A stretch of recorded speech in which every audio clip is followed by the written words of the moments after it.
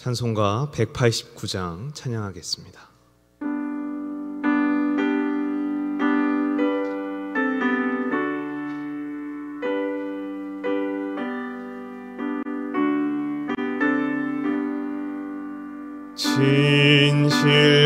진실하신 주 성령 성도 곁에 계시사 순례길을 갈 때에 손을 잡아주소서. 모든 고난 사람들 기쁜 소식 들으니 성령 말씀하기를 나를 따라오너라.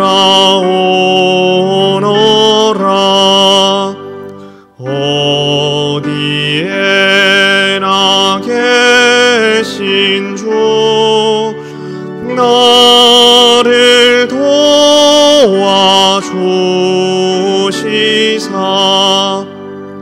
어둠 속을 헤맬 때 홀로 두지 마소서. 풍랑심이 일어나 소망 끊어질 때에 성령 말씀하기를 나를 따라오너라.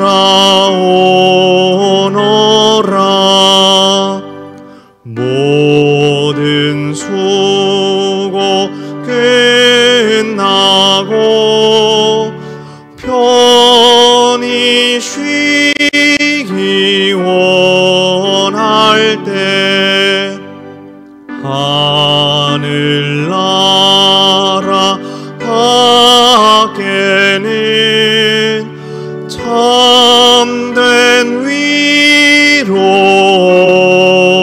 없도다. 주만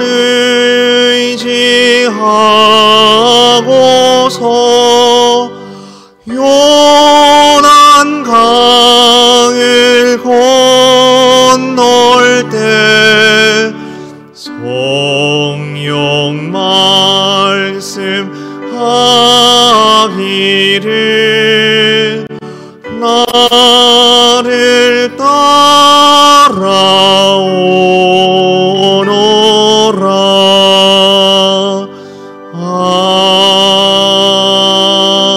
아멘.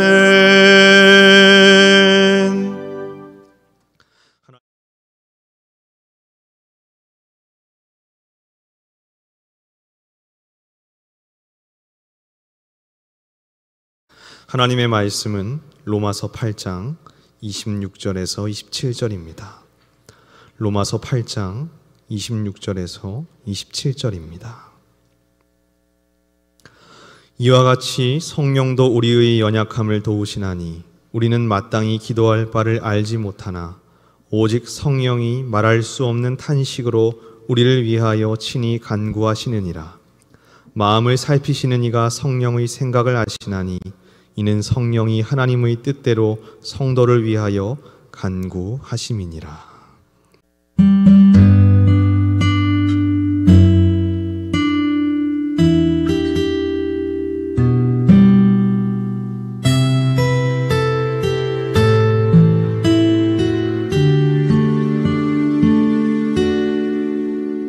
고달픈 삶의 은혜도 무뎌지고 곧 사라질 것에 내 맘 두네. 헛되고 헛된 것들을 바라보며 그 은혜를 놓치며 살았네. 주어진 삶을 묵묵히 살아가며 날 붙드신 주 예수를 보내 사망 가운데 놓여진 나의 삶을 날 건지신 그 이름 예수. 나의 한숨을 바꾸셨네. 주를 향한 노래로 소망의 노래로 나의 눈물을 거두신 주 예수 이름 안에 살게 하소서.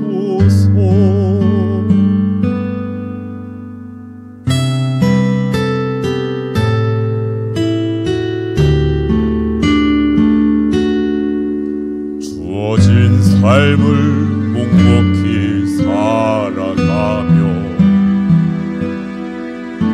날 붙드신 주 예수를 보내 사망 가운데 놓여진 나의 삶을 날 건지신 그 이름 예수. 나의 한숨을 바꾸셨네. 주를 향한 노래로 소망의 노래로 나의 눈물을 거두신 주 예수 이름 안에 살게 하소서. 나의 한숨을 바꾸셨네. 주를 향한 노래로 소망의 노래로 나의 눈물을 거두신 주 예수 이름 안에 살게 하소서. 나의 한숨을 바꾸셨네. 주를 향한 노래로 소망의 노래로 나의 눈물을 거두신 주 예수 이름 안에 살게 하소서.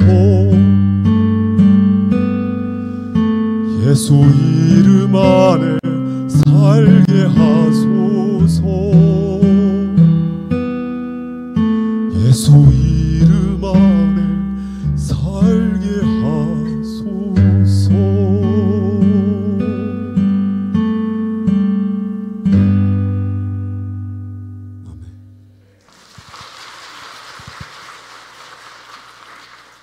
오늘 본문 통해서 성령님의 도우심이라는 제목으로 하나님 말씀 전하겠습니다.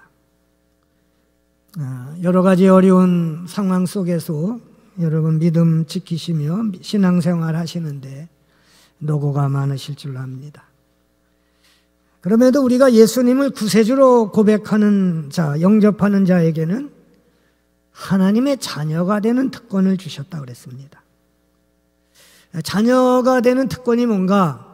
자녀라고 한다면 부모의 것을 상속받을 수가 있는데 로마서 8장 17절에 보면 그래서 하나님의 상속자요.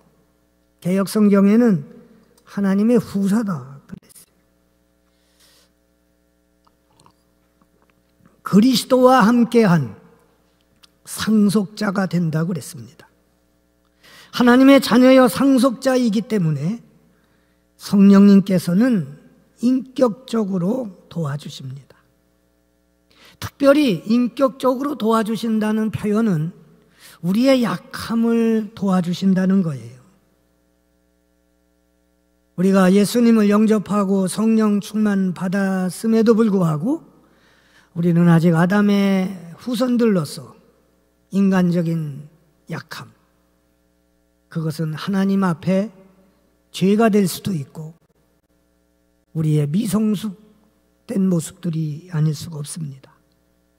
그래서 하나님의 자녀가 된 증거로 세 가지 특권을 갖게 되는데, 제일 큰 특권은 성령님께서 친히 인도해 주신다는 거예요. 두 번째는 하나님께서 우리의 아버지가 되어 주셨습니다. 그래서 로마서에 보면 우리가 하나님을 아바 아버지라 부를 수 있다. 이걸 순수한 우리말로 표현하면 하나님을 아빠라, 그렇게 부를 수 있게 한다는 거예요. 여러분, 하나님 아버지를 아빠라고 부를 수 있는 아이들이 누굽니까? 가장 친밀하게 우리를 그렇게 여겨주신다는 거예요. 세 번째 특권은 하나님의 자녀들에게는 성령님께서 친히 그 심령 속에 내주하셔서 내가 하나님의 자녀야, 그렇게 증언해 주신다는 겁니다. 하나님의 자녀가 되면 이와 같은 특권을 누리게 돼 있는 겁니다. 또한 자녀이기에 하나님의 거룩한 완벽한 상속자가 되고요, 그리스도와 함께한 상속자가 된다고 로마서 4장 13절로 17절에 밝히고 있습니다. 우리가 하나님의 자녀가 되었지만 하나님의 지분을 상속받을 자로서는 너무 모르는 게 많아요. 그래서 성령님께서는 하나님의 자녀된 우리를 상속자로서 도와주시는 것입니다. 오늘 본문 상반절에 이와 같이 성령님께서도 우리 연약함을 도와주십니다 그랬어요. 바로 우리의 연약함을 도와주신다는 거예요. 만약 우리의 연약함을 성령님이 도와주지 않으신다면 우리는 벌써 마귀의 자녀, 세상의 유혹에 다 넘어가서 죄의 종노릇하고 다시 죄악 속에 헤매는 사람이 될 수밖에 없습니다. 물론 구원도 잃어버릴 수 있죠. 그래서 빌립보서 1장 19절에 보면 사도 바울은 빌립보 교우들에게 이런 고백을 합니다. 나는 여러분의 기도와 예수 그리스도의 영의 도우심으로 내가 풀려나리라는 것을 압니다 그랬어요. 이게 옥중서관인데 감옥에 있으면서 그가 고백한 말이, 나는 예수 그리스도의 성령의 도우심으로 풀려날 겁니다. 여러분의 기도도 같은 기도가 아니겠습니까? 개역 개정판에는요, 이것을 구원에까지 연결시켰습니다. 성령의 도우심으로 내 구원에 이르게 할 줄을 안다, 그렇게 기록이 되어 있습니다. 성령님의 계속적인 도움이 없으면 우리는 약하기 때문에 도중에 다 떨어지고 말아요. 그러나 성령님께서 끊임없이 우리를 위해 보호해 주시고 기도해 주시고 붙들어 주시고 인도해 주시기 때문에 우리는 주님을 끝까지 따를 수가 있게 되는 겁니다. 사도행전 26장에 보면 사도 바울이 그 마지막 3차 전도 여행을 마치고 거짓으로 누명을 써서 재판에 이르게 되지요. 특별히 아그리빠 왕 앞에서 재판을 받을 때 그는 이런 얘기를 했습니다. 내가 이날까지 하나님의 도우심을 받아서 낮은 사람에게나 높은 사람에게나 이렇게 서서 증언하고 있는데 그것은 예언자들과 모세가 장차 그렇게 되리라고 한 것밖에는 말한 것이 없습니다. 다시 말해서 하나님의 성령의 도우심을 받아서 모세와 예언자들이 얘기한 하나님의 자녀된 복음의 특권을 전한 것밖에는 내가 전하지 않았습니다.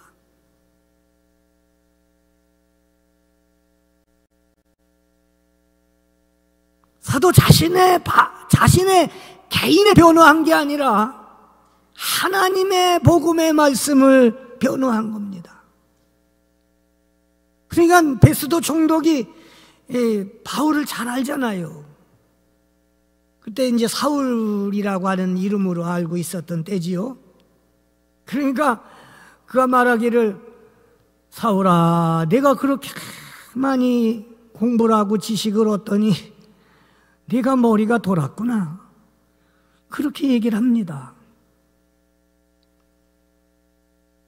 하나님의 도움, 영의 도움을 받아서 낮은 사람이나 높은 사람이나 다 이렇게 서서 증언합니다. 이게 내 지식으로 된 것이 아니고 내 힘으로 된 것이 아니고 성령님의 하나님의 도우심이다. 그렇게 표현하니까 아그리빠 왕이 뭐라고 대답합니까? 내가 적은 말로 나를 기독교인이 되게 하려느냐? 그렇게 얘기를 하죠. 그러니까 오라요. 내가 이렇게 묶여있는 영어의 몸 외에는 다 나와 함께 그리스도를 구세주로 고백하는 복음을 영접하는 분들이 되시기를 간절히 바랍니다. 그게 사도 바울의 마지막 최후 법정에서의 진술이었습니다. 여러분, 스가랴 4장 6절에 보면 그가 내게 이렇게 말해 주었다. 하나님이 내게 이렇게 말해 주었다는 겁니다. 이것은 주님께서 스룹바벨에게 두고 하신 말씀이다. 이는 힘으로 되지 않고 권력으로도 되지 않으며 오직 나의 영, 성령으로만 될 것이다. 만군의 주님께서 말씀하셨다. 우리 성도님들은 성령님의 도우심 받지 않고는 아무것도 할 수 없습니다. 그래서 초대교회 성도들은 예수님의 제자들까지 이 주님의 약속대로 성령의 도우심을 받기 위해서 힘써서 기도를 했어요. 성령 충만 받기 나서도 더 열심히 기도했습니다. 우리는 아직도 연약하고 부족하다는 사실을 바로 알기 때문입니다. 바로 겸손이 여기에 있지요. 성령님의 본질적인 도우심과 깨달음을 기다리고 기도해야 됩니다. 겸손한 마음 아니고서는 성령님의 도우심을 구할 수가 없어요. 기도하지 아니하고 성령의 도움받지 아니하고 일이 잘 되고 내 뜻대로 되어진다면 교만해지지요. 하나님 도움 없이도 잘 되는데 내 공로요 내 힘이지요. 결국은 교만은 넘어짐의 앞잠이고요. 잠언에 보면 그런 교만한 마음은 거만해져서 패망의 선봉이라고 그랬습니다. 우리 힘과 지식과 능력과 권력으로 되지 않는 일, 그것은 성령의 도우심을 구하지 않기 때문에 그렇습니다.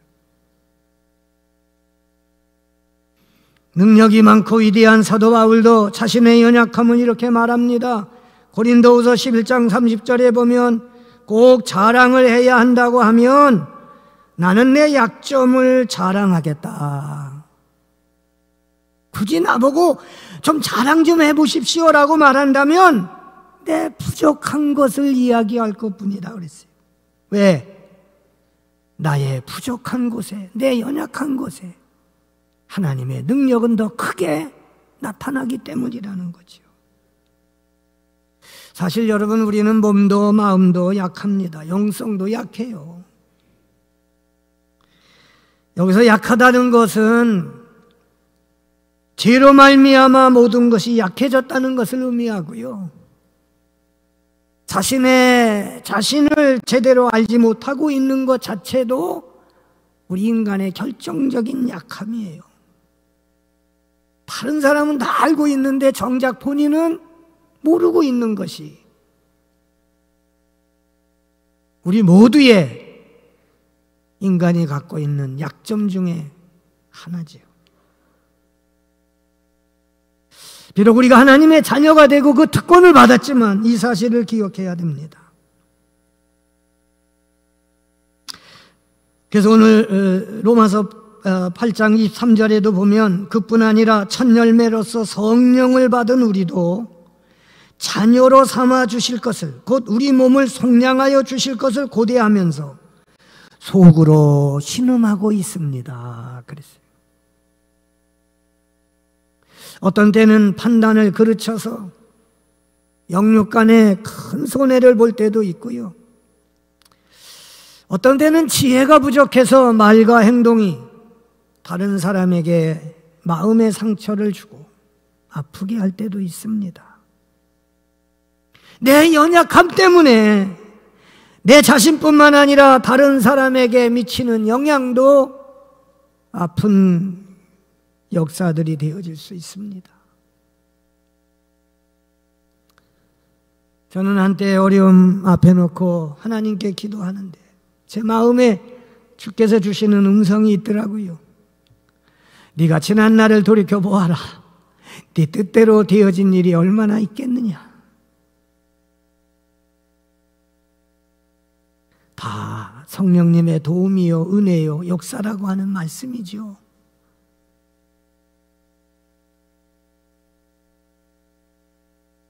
그래서 사도 바울이 강조한 거는요, 여기서 열심히 기도, 성령이 도와주신다는 것은요, 우리의 그 약점을 도와주신다는 말씀이죠. 그 연약함을 도와주시기 위해서 인격자만 가질 수 있는 말할 수 없는 탄식으로 우리를 위해서 친히 간구해 기도해 주신다는 거죠. 사실 일반적으로 우리가 기도할 줄 잘 모릅니다. 저도 목회하면서 그저 목사님 기도해 주세요. 이런 어려움이 있습니다. 아유, 기도해야지요. 뭐 우리 같이 열심히 기도하십시다.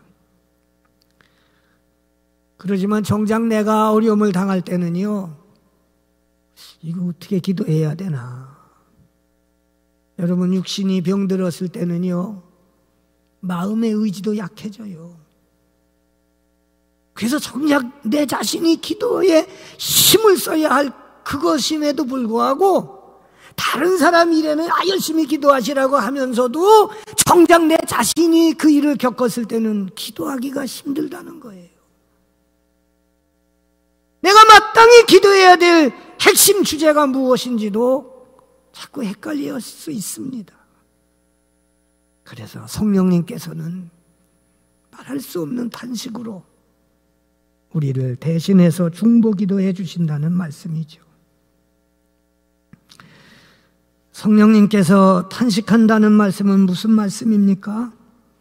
우리 안에 계시면서 우리의 마음과 영혼이 그 일로 인해서 절망하거나 낙심하거나 의지가 떨어지거나 약해지거나 근심하지 않기 위해서 도와주신다는 말씀이죠.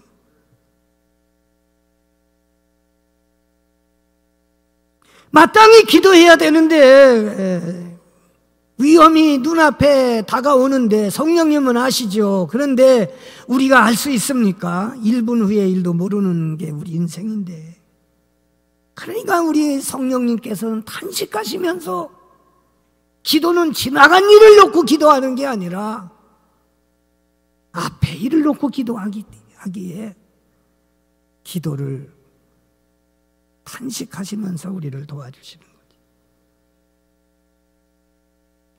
우리가 기도의 힘을 잃을 때 대신해서 중보기도해 주시는 성령님의 도우심이 함께 하시는 것입니다. 여러분, 하나님이 올바른 기도만 응답하신다, 들어주신다, 인도하신다, 우리가 대개 그렇게 생각하지만 올바른 기도만 하나님이 들으신다면 우리 다 하나님 앞에 외면당하고 맙니다. 그리고 바로 되어지는 일이라고는 하나도 없을 거예요. 그래서 성령님께서 잠자는 우리를 깨워주시고 기도할 수 있도록 힘을 주시고 하나님의 뜻대로 기도하도록 우리를 도와주시는 것입니다. 우리가 연약하고 부족하기에 너 지금 기도 잘못하고 있어. 그걸 성령님이 가르쳐 주시고 도와주신다는 거예요. 여러분, 우리가 잘못된 기도 드릴 때도 많습니다. 사도 바울은 복음을 전하는데 다른 사람의 병은 고치면서 자기 자신의 질병은 안 낫는 거예요. 이게 이제 성서학자들은 간질이라고도 하고 안질이라고도 합니다. 이거 아니 복음을 전하면 당신 그런 모습 가지고 어떻게 예수님을 당신부터 고치라고 이런 비난을 받을 수가 있습니다. 그런 말씀 전하려면 당신부터 고쳐. 우리 그런 마음 가질 수 있어요. 그래서 하나님 앞에 3번을 기도했다고 하는 거는요, 얼마나 간절하게 기도했는지 모릅니다. 근데 응답은 뭐예요? 하나님이 내 은혜가 내게 족하다는 거예요. 그 응답을 받고 나서 자기를 괴롭히고 힘들게 하는 것을 놓고 기도할 때 이것은 나를 교만하지 않게 하기 위한 하나님이 주신 가시다. 그렇게 고백을 했습니다. 고린도후서 12장 7절로 10절이죠. 그래서 그는 이제 내 능력이, 하나님이 주신 능력이 내 약한 데서 온전해지고 또한 교만하지 않도록 하나님이 그렇게 성령님께서 도와주시는 거에 감사 기도를 드렸습니다. 그러면서 사도 바울은 솔직한 고백을 합니다. 빌립보서 1장 23절에 보면 나는 이 둘 사이에 끼어서 있습니다. 내가 원하는 것은 세상을 떠나서 그리스도와 함께하는 것입니다. 그러나 훨씬 더 나으나 내가 육신으로 남아있는 것이 여러분에게는 더 필요한 겁니다. 그랬습니다. 나는 온전히 차라리 그리스도에게로만 가기를 원하는데 그게 온전한 기도가 아니라는 거예요. 하나님 앞에서 여러분과 함께하는 것이 더 필요하기에 나는 이 둘 사이에서 끼어 있다고 그런 고백을 했습니다. 성령님께서 우리를 대신해서 기도해 주시는 것에 잊지 마시기를 바랍니다. 지난 주간 20일에 미국의 조 바이든 대통령이 참 힘들게 대통령 취임식을 가졌지요. 그 취임식의 핵심 주제는 통합입니다. 전임 대통령의 갈라선 그런 미국이 사분오열된 그런 아픈 상처를 싸매주는 그런 마음으로 전임 대통령의 잘못까지도 다 포용하는 그런 통합의 취지를 취임식의 핵심 주제로 세웠죠. 그래서 사실은 그런 통합의 취지를 개관 시인인 아만다 고먼이라고 하는 흑인 여성, 나이가 22살이에요. 그 22살의 흑인 여성 시인에게 축시를 부탁을 했습니다. 대통령 취임에 축하하는 시를 부탁했는데 미국 역사상 최연소 나이의 흑인 여성이 22살 대통령 취임식에 축시를 낭독을 했죠. 6분을 낭독했습니다. 그 시의 제목은 우리가 올라야 할 언덕이라고 하는 그런 제목이죠. 극한의 갈등을 겪고 상처 입은 미국의 아픔을 어루만져 주는 시로 출발을 했죠. 어디서 빛을 찾아야 하는가라는 물음으로 시작해서 우리에게 빛을 바라볼 용기가 있다면 빛은 언제나 거기 있다, 그렇게 끝을 맺습니다. 6분 동안 읊어준 시지만 그 중에 제 마음에 이렇게 울리는 시가 한 구절이 있더라고요. 우리는 이제 우리 사이에 놓여있는 장애물을 보는 것이 아니라 우리 앞에 펼쳐진 미래를 바라보지요.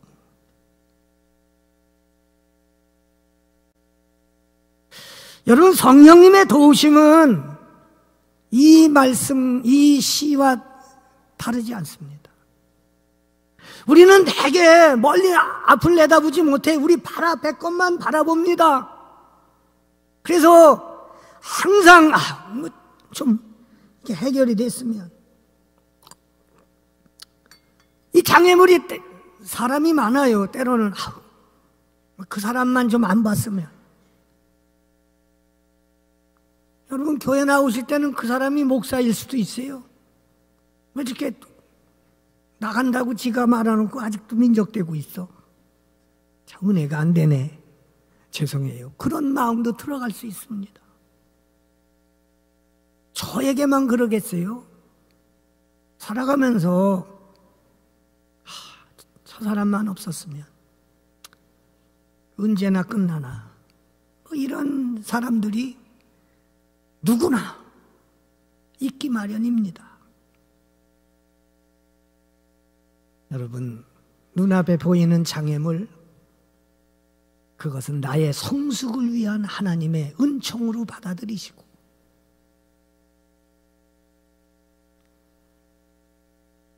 앞으로 성령님이 함께 해 주실 귀한 후임 목사님과 함께 펼쳐질 아름다운 하나님의 은혜를 기대하시기 바랍니다. 눈앞에 보이는 장애물로 여기지 마시고 앞으로 전개되어질 성령님의 도우심을 통한 만석교회의 희망의 빛을 여러분이 함께 만들어 가셔야 될 거예요. 우리는 그나저나 다 한 인간입니다. 우리의 연약함을 바라볼 게 아니라 우리의 연약함을 말할 수 없는 단식으로 도와주시는 성령님의 그 도우심을 힘입어 미래의 희망과 기대와 꿈을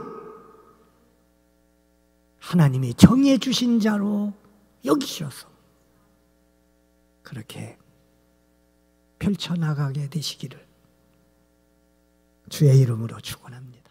하나님 아버지의 사랑하심과 십자가에서 당신의 모든 것 다 내어주시고 죽음으로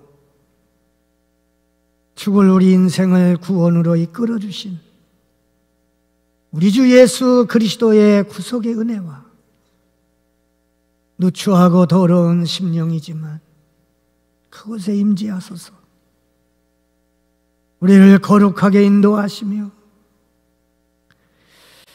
하나님의 자녀로서의 특권을 지니게 하시고 오늘도 말할 수 없는 탄식으로 우리의 약함을 도와주시고 중보기도 해주시고 복을 얻게 하시며 평생을 동행해 주시는 성령님의 함께 하심이 만속의 모든 성도들 저들의 가정과 자손 만대에 경영하시는 기업과 생업 위에 영원히 함께 하옵시기를 간절히 축원하옵나이다.